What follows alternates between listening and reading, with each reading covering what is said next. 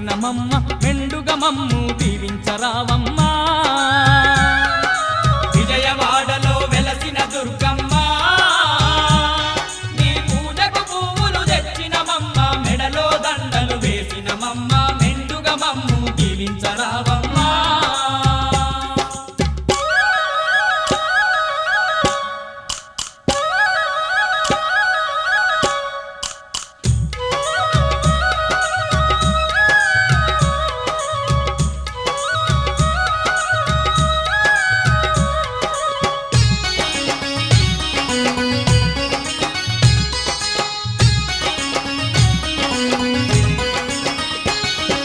పూలు పళ్ళతో పూజలు నీకు అన్న పూజలతో అర్చన నీకు